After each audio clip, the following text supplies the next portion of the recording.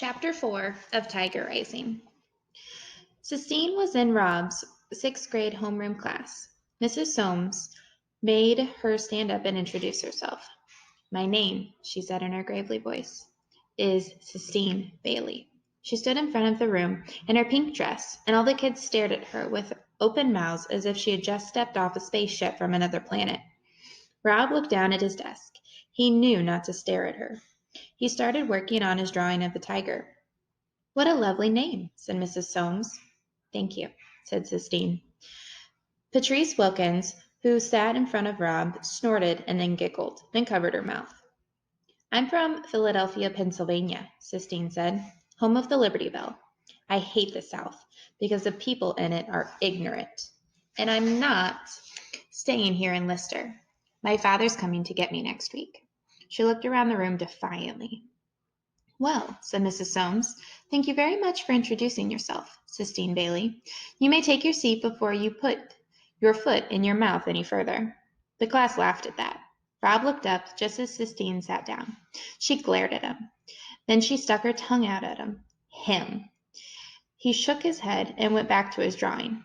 He sketched out the tiger, and what he wanted to do was whittle it in wood. His mother had shown him how to whittle, how to take a piece of wood and make it come alive. She taught him when she was sick. He sat on the edge of the bed and watched her tiny white hands closely. "Don't jiggle that bed," his father said. "Your mother's in a lot of pain." "He ain't hurting me, Robert," his mother said. "Don't get all tired out with that wood," his father said. "It's all right," his mother said.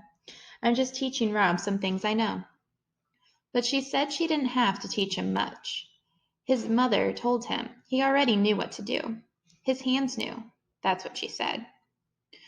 "Rob," said the teacher, "I need you to go to the principal's office." Rob didn't hear her. He was working on the tiger, trying to remember what his eyes looked like. "Robert," Mrs. Soames said. "Robert Horton?" Rob looked up.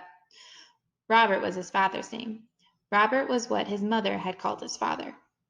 "Mr. Fellmer wants to see you in the office. Do you understand?" "Yes, ma'am," said Rob. He got up and took his picture of the tiger and folded it up and put it in the back pocket of his shorts. On his way out of the classroom, Jason tripped him and said, "See you later, retard." And Sistine looked up at him with her tiny black eyes. She shot him a look of pure hate.